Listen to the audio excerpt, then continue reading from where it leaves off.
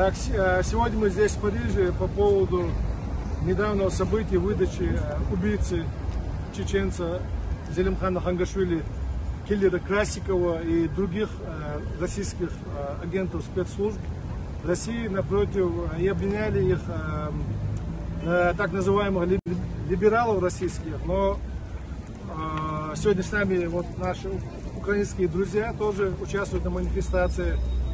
Мы, естественно, возмущены тем, что так называемые либералы призывают, только что выйдя из-за стенок Путина, призывают к тому, чтобы прекратили санкции против России, чтобы разделяли Путина и Россию, хотя на самом деле сегодня это неразделимо.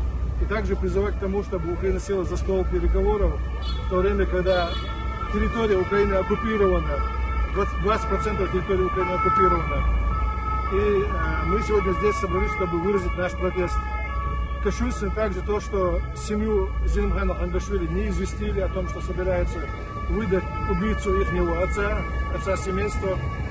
На самом деле это нарушение права этой семьи, права на правосудие. Если убийца был осужден на пожизненный срок, без ведома этой семьи, без их разрешения, они не имели права выдавать его. Но здесь очевидно, что чеченская кровь становится конвертируемой валютой для мировой политики. И мы призываем, чтобы в следующий раз без ведома чеченцев подобное не происходило. Чеченцы должны стать субъектом международных отношений и должны отвечать сами за себя. И также вопрос Украины должен решаться только при разрешении самих украинцев. Если сегодня украинцы не согласны с оккупацией своей территории, не может быть никакой речи о том, чтобы сесть за стол переговоров и остановить войну.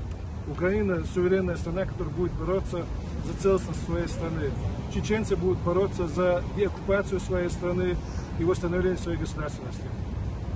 Можете что-нибудь сказать об этом? Дорогие мои чеченцы друзья, я просто узнала, что будет видно, просто прибежала, потому что у нас одна боль, у нас сосед Россия. Это не сосед, это просто какое-то наказание, это какое-то неформирование, потому что у нас 300 лет Украины нет спокойной жизни от России. То есть это оккупация, это вот политика, это ужасная колониальная политика. То есть сначала они забирают территорию, забирают школы, культуру, учителей. Значит, вся интеллигенция сразу отправляется в Сибирь. Приходят русские учителя, преподаватели, русские попы с крестами, в которых автоматы под рясой, и начинается вот эта вот большая русская культура, она делает из людей не людей.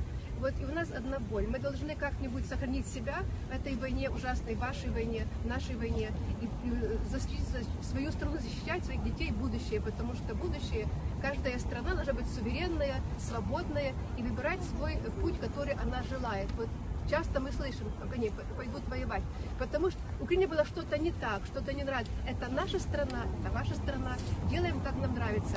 А Россия должна быть за большой колючей проволокой, еще залить известкой. Все, что я могу сказать. Слава Чечне, слава Украине. Героям слава. Героям слава, и с нами Бог, все будет хорошо. Спасибо. Согласен с тем, что нужно закрыть колючей проволокой, пока не научатся вести себя в цивилизованном мире.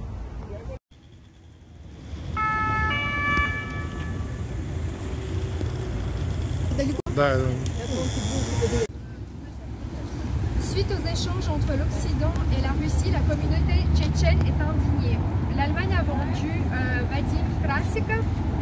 Donc l'Allemagne a rendu Vadim Krasikov, le tueur du commandant tchétchène Zelimkhan Khangashvili, qui s'est battu pour l'indépendance de la Tchétchénie, à la Russie, sans même informer la famille donc, de Khangashvili.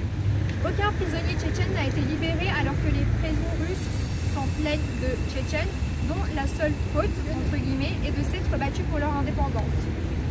Par exemple, les prisonniers tchétchènes Saïd Mohamed Joumaïev, Zarema Moussaeva auraient pu être échangés. De plus, les opposants russes qui ont été libérés comme Vladimir Karamurz et Ilya Yashin ont demandé d'arrêter les sanctions contre la Russie et d'engager des négociations entre la Russie et l'Ukraine alors que des territoires ukrainiens sont occupés.